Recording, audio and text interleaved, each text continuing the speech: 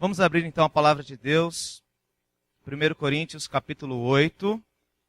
Nós vamos ler o capítulo 8 inteiro e um pedacinho do 9, tá? 1 Coríntios capítulo 8, de 1 a 13, depois 9, 19 a 23. A palavra do Senhor que nós leremos vai tratar de algumas questões, dentre outras, que eu considero hoje muito importantes para nós. Para o nosso contexto como igreja, como servos do Senhor.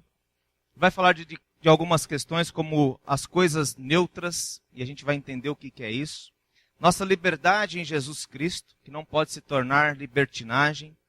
E também como nós devemos usar a nossa liberdade. Então, uma coisa que me chamou muita atenção durante esses dias foi o desejo de vir e trazer à igreja uma palavra que animasse, que revigorasse. Mas, queridos, esse texto ficou no meu coração e é isso que Deus, inclusive na reunião do conselho, na última, a gente falou um pouco sobre o tema. Então eu creio que o Senhor há de nos abençoar por esta palavra, porque a palavra de Deus não volta vazia, disse o Senhor. Diz o texto então, no que se refere às coisas sacrificadas a ídolos. Reconhecemos que todos somos senhores do saber. O saber ensoberbece, mas o amor edifica.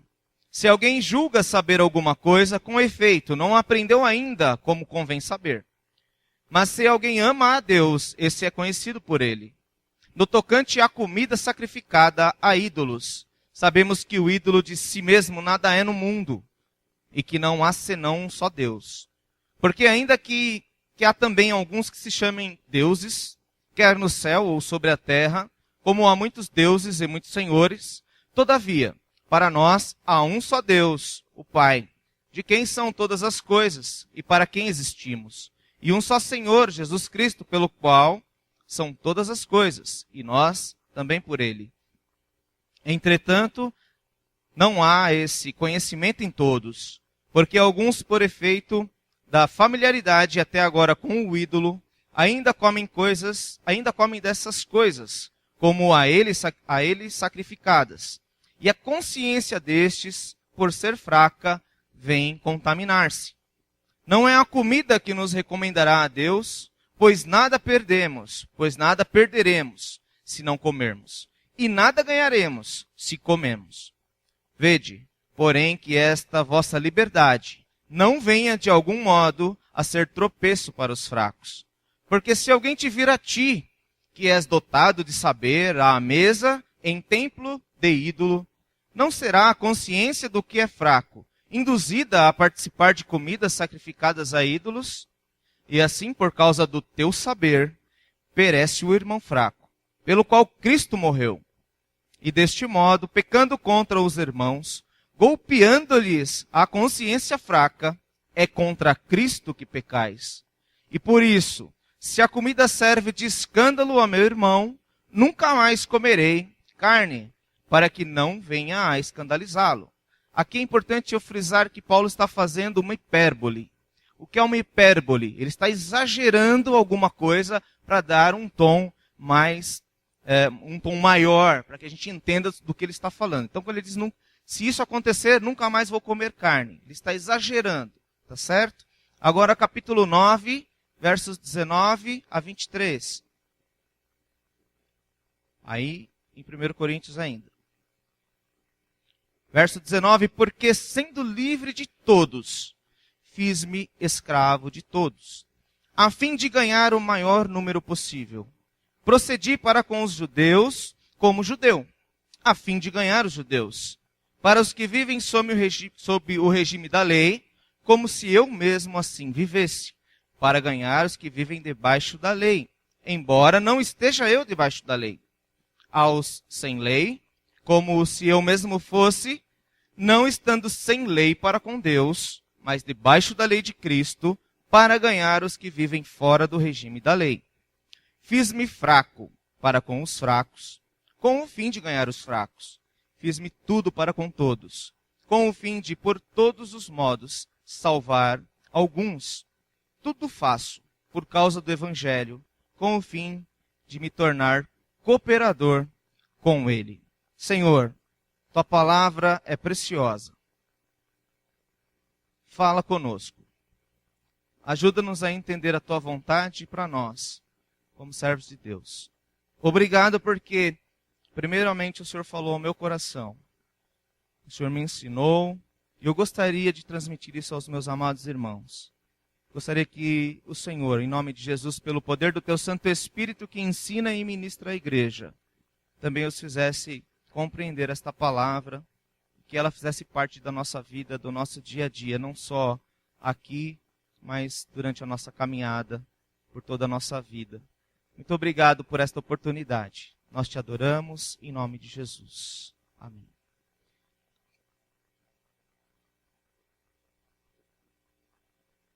Queridos,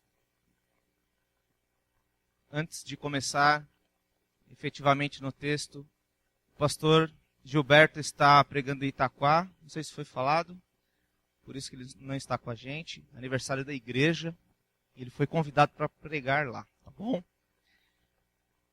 Queridos, é comum nós nos depararmos com algumas situações na vida que nos deixam dúvidas em relação a algumas coisas. Se determinada atitude, A ou B, é ou não pecado, se o objeto X ou Y é bom ou não é bom.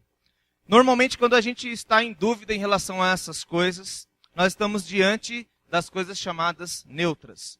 Calvino, em um comentário a 1 Coríntios, fala assim de coisas conflitantes, porque elas provocam em nós um certo conflito, de sabermos se elas são boas ou não.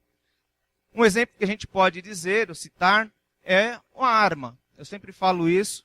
A arma na mão de um policial, ela pode salvar a tua vida, de um assalto, de um bandido, etc. Mas a arma na mão de um bandido pode promover uma desgraça muito grande na nossa vida, na vida de qualquer pessoa. Então a arma em si é um objeto.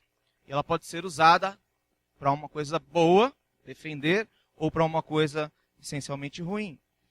Um outro exemplo, e esse baseado numa pesquisa que foi feita na Universidade de Alberta, em Canadá, uma pequenina taça de vinho após a refeição à noite traz algum benefício. Ela equivale a 30 minutos de atividade física, minimiza os efeitos do sedentarismo, aumenta a densidade dos ossos e melhora a circulação. Entretanto, o excesso provoca embriaguez, prejudica o fígado, pode causar dependência e é a causa de muita violência e criminalidade nos dias de hoje. Dentro do nosso contexto, algumas pessoas se aproveitam ou têm se aproveitado da liberdade que Cristo dá e têm feito um mau uso destas coisas, das coisas neutras. Essas pessoas são chamadas ironicamente por Paulo de pessoas que pensam que sabem alguma coisa. Porque nesse texto, em alguns momentos, Paulo, o apóstolo, está sendo irônico. Em meio a essas circunstâncias, ou diante dessas questões, nós somos ensinados pela palavra de Deus, no capítulo 8 e 9, que só o amor de Deus, ou só o amor, nos faz progredir na fé e edificar a igreja. Que só conhecimento sem amor nos faz soberbos e arrogantes. Depois, no final, nós vamos ver que Jesus nos dá total liberdade. E nós temos total liberdade no Senhor Jesus. Para nós aprendermos que temos de servir não aos nossos caprichos, mas para que por essa liberdade se alcance o maior número de pessoas para Jesus, fazendo com que elas se aproximem o máximo possível das verdades do Evangelho. Quantas coisas neutras ou chamadas conflitantes por Calvino? São aquelas que, em si mesmas, essencialmente, não são ruins ou não provocam nenhum mal. Coisas que Deus nos deu a liberdade de usufruir com moderação, sem transformar liberdade em libertinagem. O apóstolo Paulo, nesse momento do texto, ele discorre sobre uma realidade, na realidade sobre uma desculpa que os coríntios, alguns chamam de corintianos, mas eles são os coríntios, né? Davam pelo fato de haverem transformado a sua liberdade em libertinagem. Eles diziam mais ou menos o seguinte: qual o problema de comermos as coisas sacrificadas aos ídolos? O ídolo não é nada. O ídolo para nós não existe. Nós cremos no único Deus, Senhor das nossas vidas. Para nós há um só Deus e Pai, pelo qual nós vivemos. Vejam que o discurso deles era perfeito. O discurso era certinho. O problema estava no resultado das suas ações. O problema estava no resultado das suas atitudes. Atitudes desprovidas de amor a Jesus e ao próximo, uma vez que irmãos mais fracos estavam sendo prejudicados por causa do que eles faziam. Por pouco, esses irmãos poderiam ser comparados com Caim. Por pouco. Porque Caim disse o seguinte para Deus: que tenho eu com meu irmão? Sou por acaso guardador do meu irmão? Quando Deus foi perguntar para ele: onde está o teu irmão? E ele disse isso. Por pouco, esses irmãos aqui não se pareceram com ele, porque eles não chegaram a matar, né? Caim chegou a matar. Existem coisas que, como já falamos, não são pecaminosas em si mesmas, mas o mau uso delas as torna um grande problema para nós e para a comunidade. Se nós a usamos sem critérios e principalmente sem a mínima preocupação com o nosso irmão, com o nosso próximo. Até porque o que comemos ou o que bebemos não nos torna mais ou menos agradáveis a Deus. Foi isso que Paulo disse. E é o que Jesus também disse. Mateus capítulo 15, verso 11. O que prejudica o homem não é o que entra pela boca, mas é o que sai. Isso sim contamina o homem. Olha o que Jesus está dizendo. Porque os fariseus estavam muito preocupados com o que se comia, com o que se bebia, com quem se sentava, da forma como se sentava. Mas Jesus está olhando para o coração. E ele está dizendo: olha, vocês estão preocupados se eles lavaram as mãos para comer? O que contamina é o que está saindo da boca de vocês. É o que está contaminando. Então é importante a gente ressaltar que o problema ou a culpa não está nas coisas, mas o uso ou o mau uso que se faz delas por nós, ou o mau uso que nós fazemos das coisas. Como sempre, o problema está no nosso coração. Jeremias capítulo 17, versos 9 e 10. Enganoso é o coração, mais do que todas as coisas. Incorrigível. Quem o conhecerá? Olha aqui o profeta está dizendo.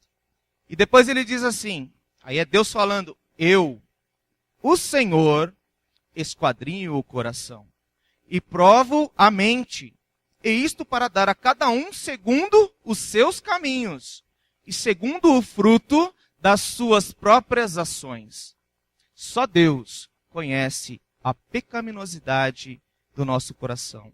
Só Deus conhece o quanto o nosso coração é enganoso. Então o problema não está nas coisas neutras, mas o problema está no nosso coração. O nosso coração é corrupto. O nosso coração é pecaminoso. E isso nos faz usar mal as coisas que Deus muitas vezes permite-nos usar. O nosso coração é o problema. Um exemplo mais atual, né? Tecnologia, Facebook, celular, mensagem durante o culto para um e para outro, saber o que está acontecendo lá na rede social. O problema é o celular? O problema é o Facebook? Não. O problema muitas vezes são algumas postagens, que em muitos casos só tem sido usado para se dar um péssimo testemunho, um horrível testemunho. Só isso. Esse é o problema. E o problema não é o Facebook, o problema é o coração. O problema é aquele que põe aquela mensagem. Essencialmente, o Facebook em si mesmo pode ser até usado para abençoar vidas. Um exemplo, né? Então vejam que os irmãos da igreja de Corinto, eles iam aos templos para comer comidas dedicadas a ídolos. E isso prejudicava os mais fracos, que olhavam aquilo e não entendiam. Hoje, muitos têm ido ao Facebook, por exemplo, para postar informações, fotos e ideias que só interessam aos demônios. Não interessam a Jesus, não interessam ao Evangelho, não faz edificar ninguém. Eu não consigo entender isso. Para mim isso é um absurdo, total. Talvez esteja fora, né, da época, não sei. Mas é muito complicado para eu entender isso.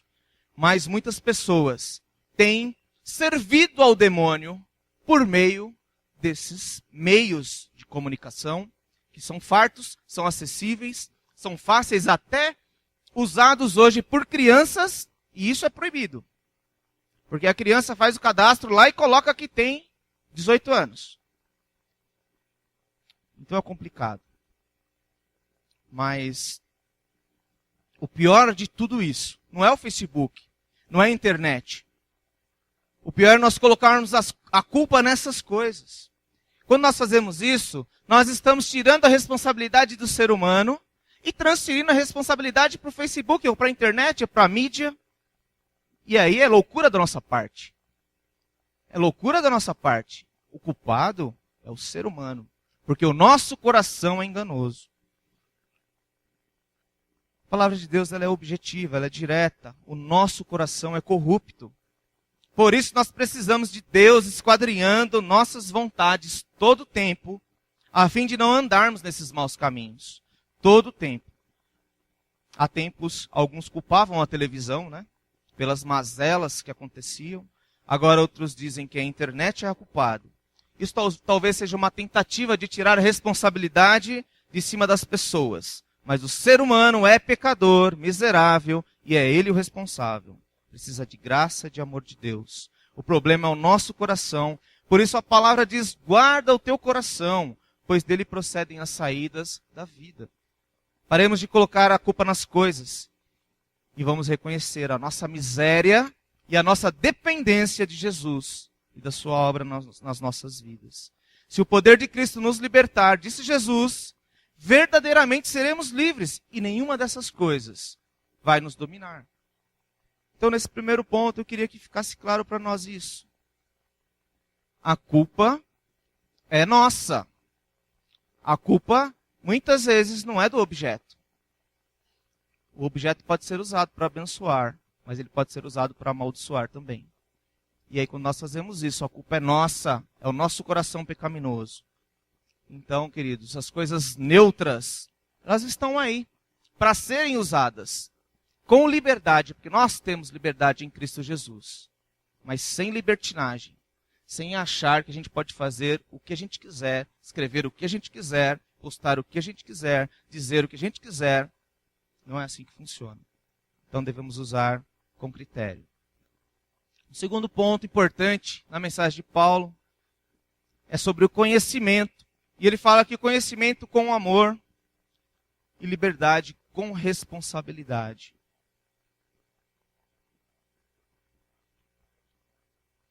Aí nós vamos voltar um pouquinho no verso 1 e 2, depois, só para vocês se situarem, saberem onde está.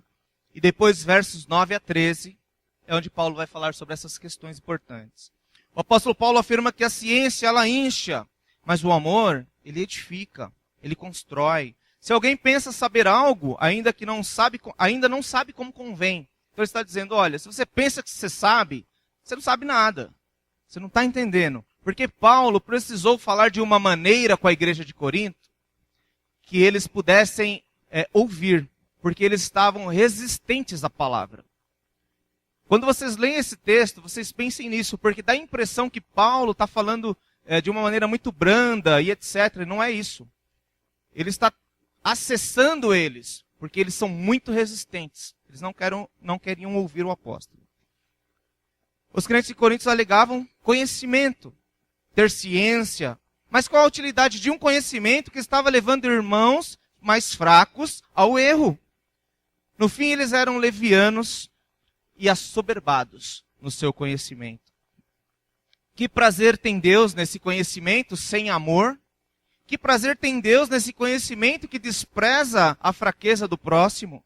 Que prazer tem Deus nesse conhecimento que não se importa se o que está sendo feito edifica ou não edifica?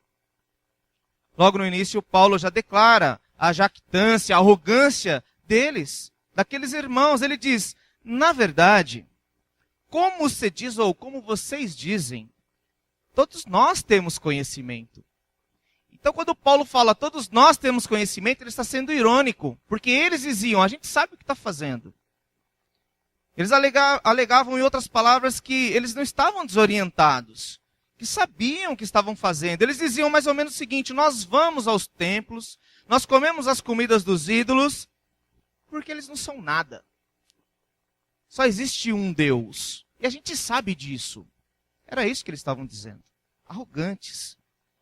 Paulo mostra como estúpido é gloriar-se num conhecimento quando há ausência de amor.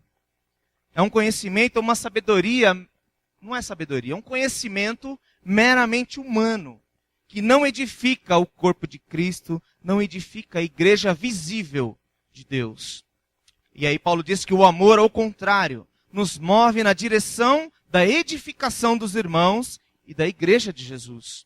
Nos impulsiona, nos faz estar preparados ou preocupados, com os nossos irmãos e sensíveis à sua sorte, sensíveis ao que acontece ou o que pode acontecer com as suas vidas. E eu pergunto, qual a utilidade de um conhecimento que leva irmãos à ruína? Qual é a utilidade desse conhecimento?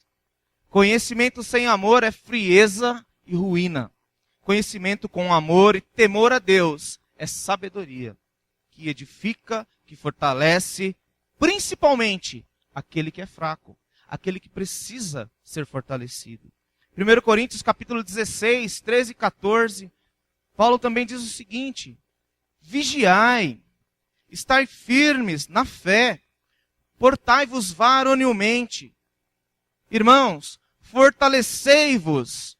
O que ele está dizendo? Fortalecei-vos uns aos outros. Ajudem-se. Façam todas as vossas obras com amor. O amor é a essência, é a base. Na igreja de Corinto o pessoal era muito esperto. Muito esperto. Eles se bastavam. Não precisavam de conselho, não aceitavam conselho, não queriam intervenção de ninguém nas suas vidas e queriam fazer do jeito que eles achavam que deveriam fazer. Tem dúvida? Vamos ler aí, início do capítulo 9. Olha aí na sua Bíblia.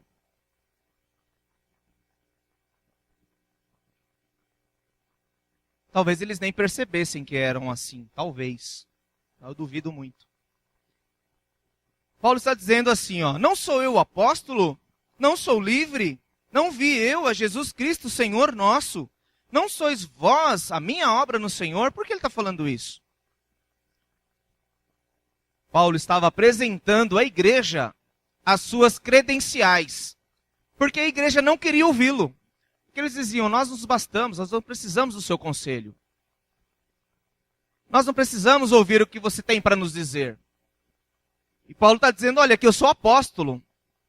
Ele está tendo autoridade, mostrando autoridade, ele está tendo que mostrar essa autoridade.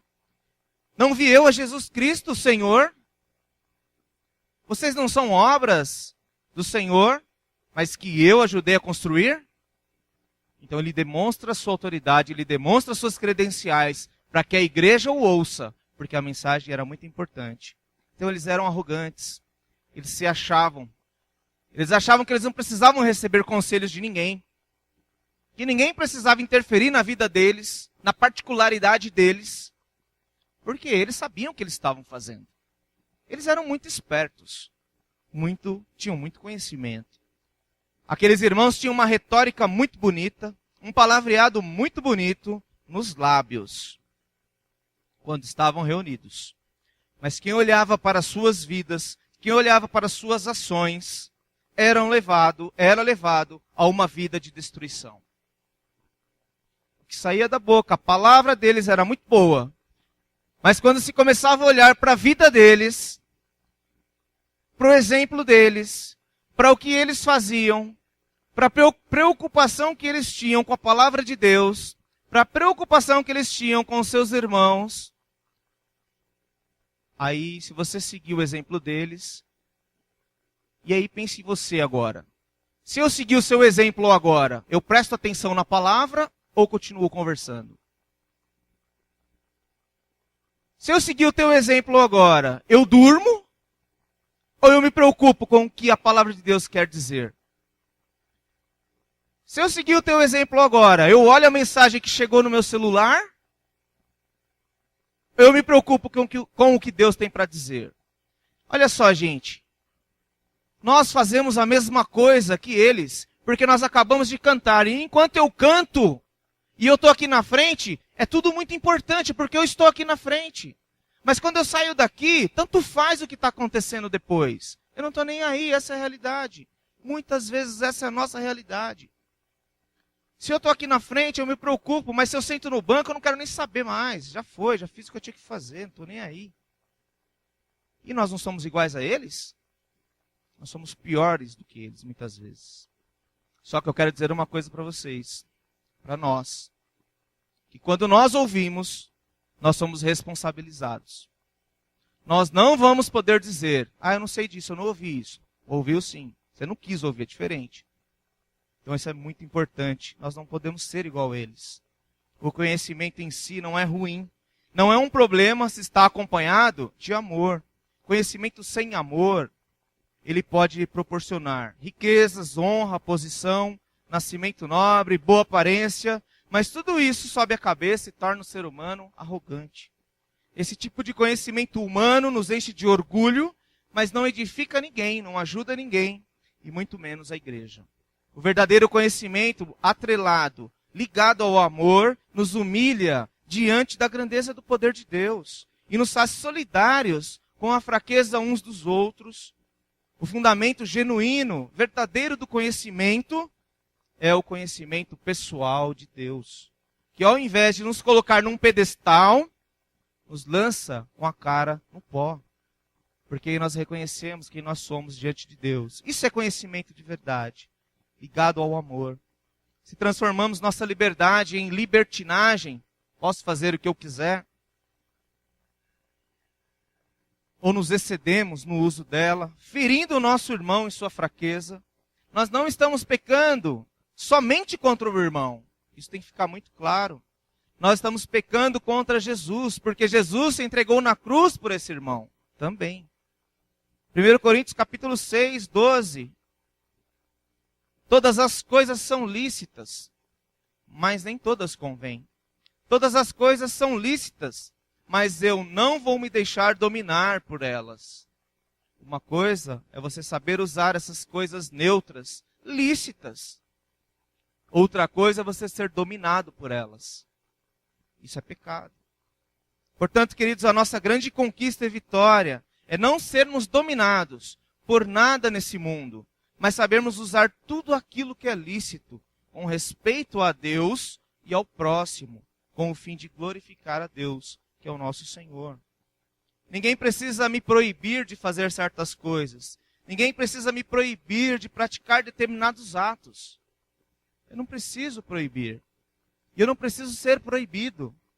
Os meus atos, eles devem ser limitados pelo amor de Deus e o amor ao próximo. Quando existe isso, não precisa de proibição. A lei cai por terra. E aí nós vamos fazer aquilo que agrada a Deus. Como disse Santo Agostinho, ame a Deus e faça o que você quiser.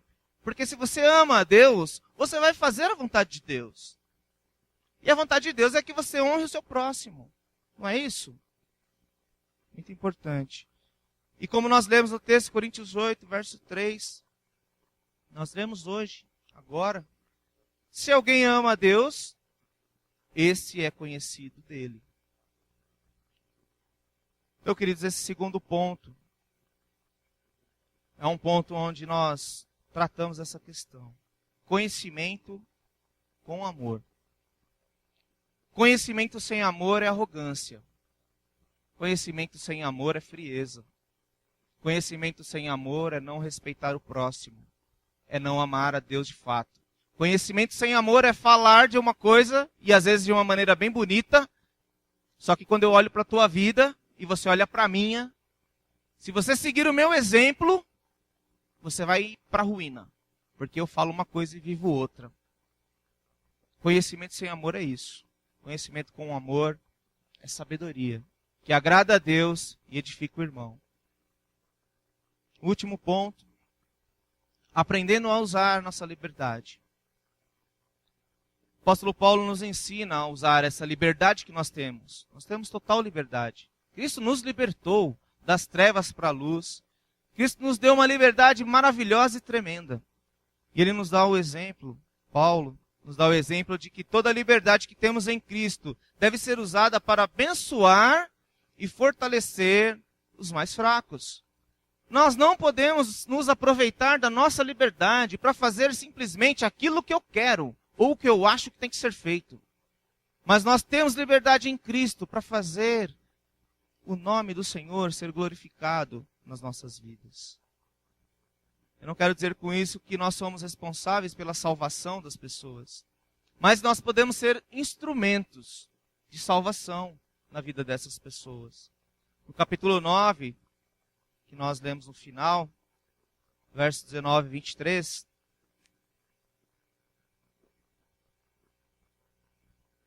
no dizer de Calvino, Paulo enfatiza o fato de que o que ele fazia não significava que tivesse menos liberdade, pois não importava o quanto ele podia acomodar-se aos homens, contanto que aos olhos de Deus ele ainda permanecesse o mesmo.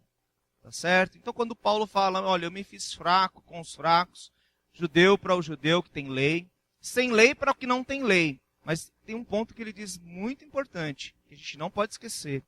Tem um momento que ele diz explicitamente, no verso 21, não estando sem lei para Deus.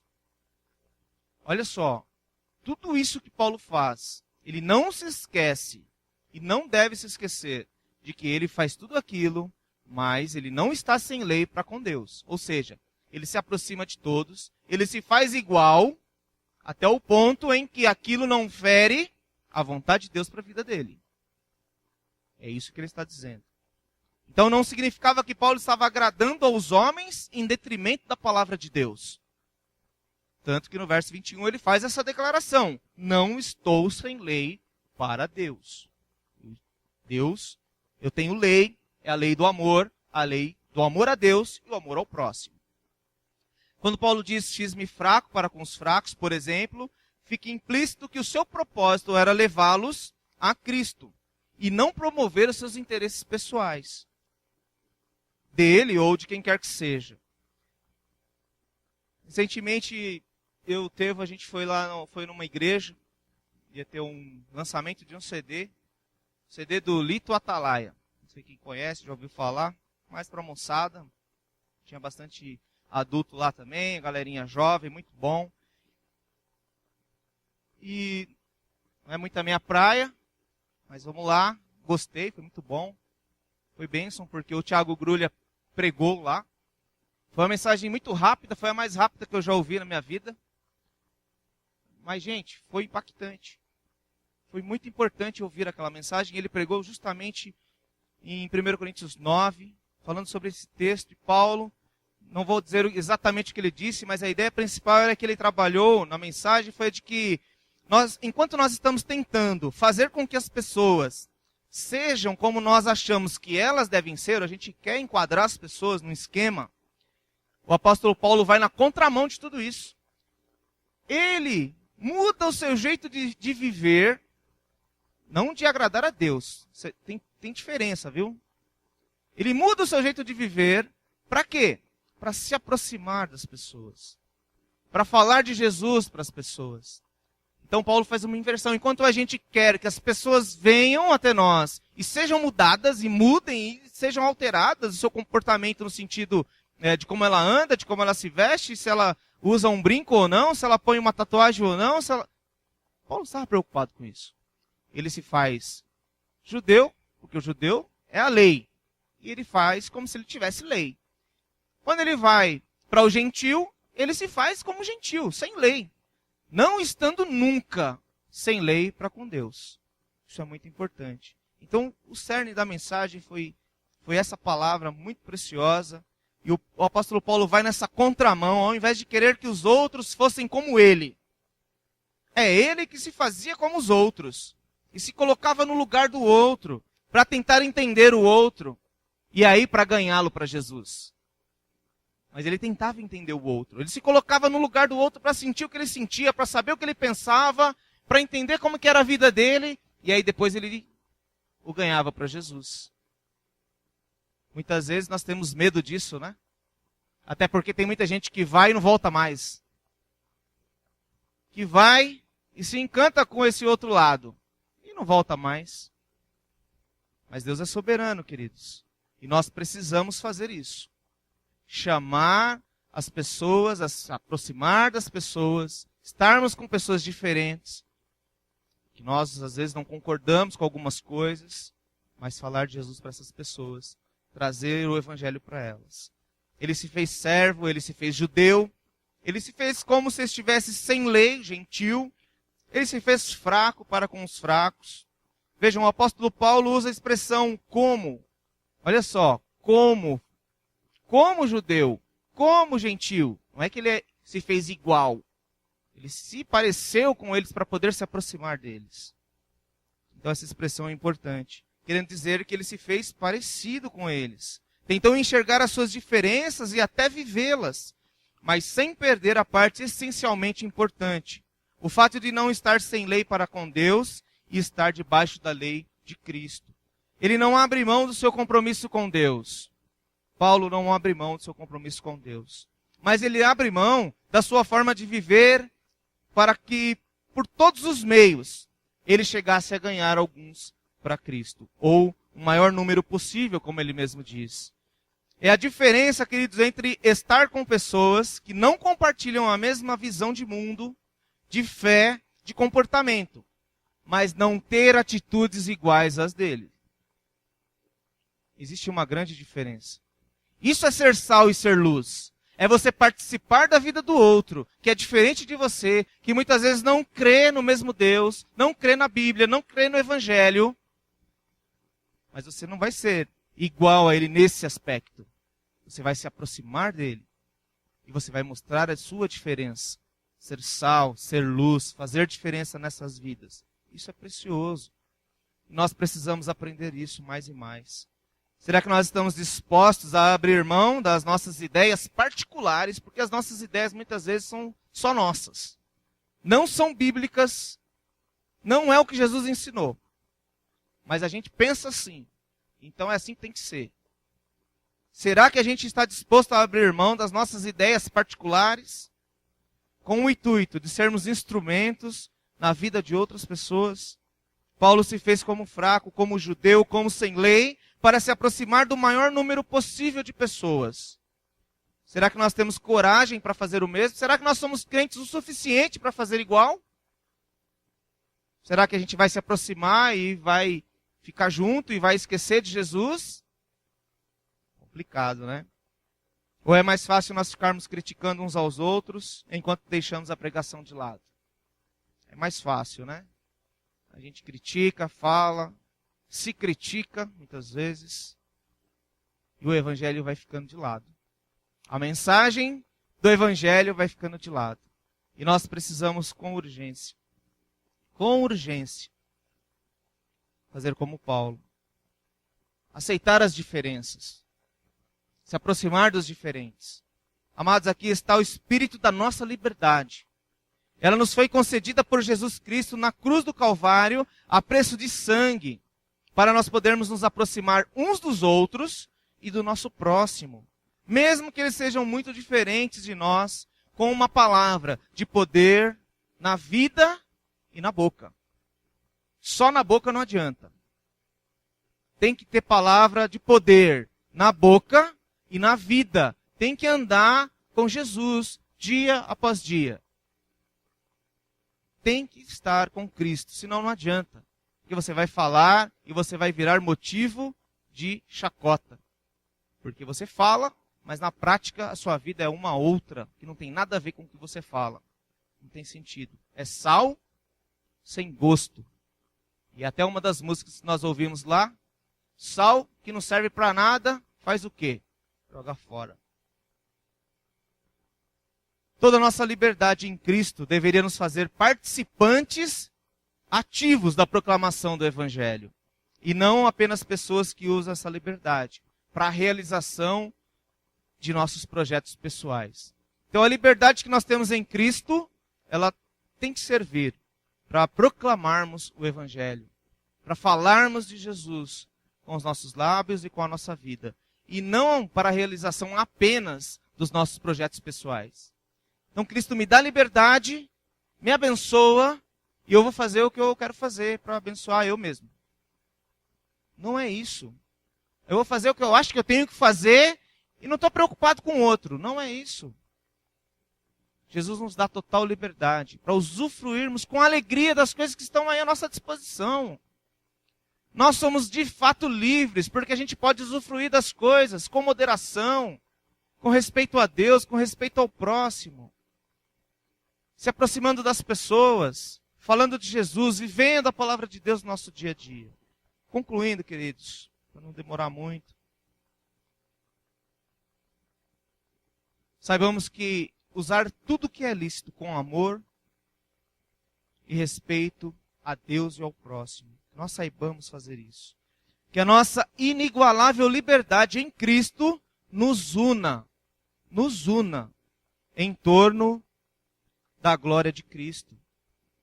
Que essa liberdade nos faça aproximar uns dos outros e não nos afastar. Porque às vezes a nossa liberdade nos afasta uns dos outros. Porque eu sou tão livre que eu posso escolher agora não andar com aquele irmão porque ele usa uma roupa diferente. Que sentido tem esse evangelho? Porque ele fala de uma maneira diferente. Que sentido tem esse evangelho?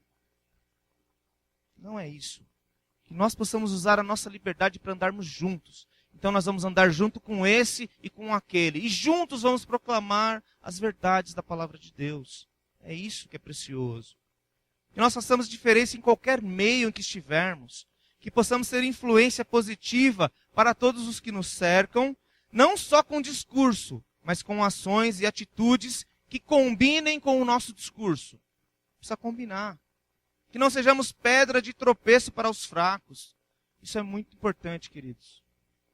Presta atenção agora. Porque quando você é pedra de tropeço, e que se seu irmão, que é mais fraco, está tropeçando por sua causa, você está fazendo tropeçar alguém que foi morto, por quem Jesus morreu na cruz. Não é qualquer um. Se Jesus morreu na cruz pelo teu irmão, e você com as suas atitudes, as suas ações, faz ele tropeçar, você está escandalizando o nome de Jesus. Porque Jesus morreu por ele na cruz do Calvário também. É muito importante a gente entender isso. Muitas vezes a gente não entende. Cada um que cuida da sua vida. Cada um com seus problemas.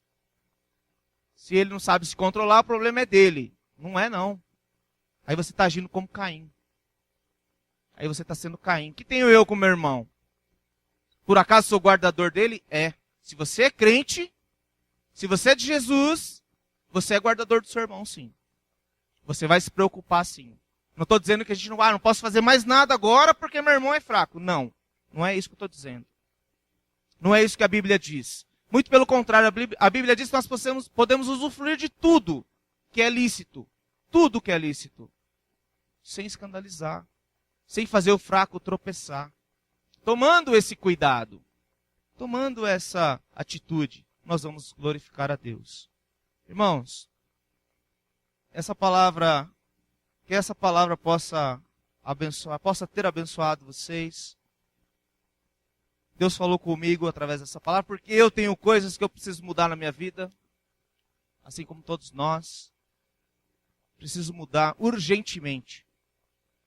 E me preocupar se o que eu estou fazendo mais e cada dia mais está afetando o meu irmão, que é mais fraco, que às vezes ainda não entendeu o funcionamento de algumas coisas. Então que a gente possa se preocupar, porque esse irmão também, Jesus também morreu por ele na cruz.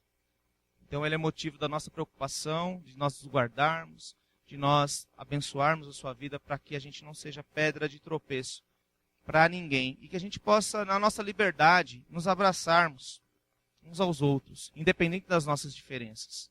Falando isso com o Cleiton hoje.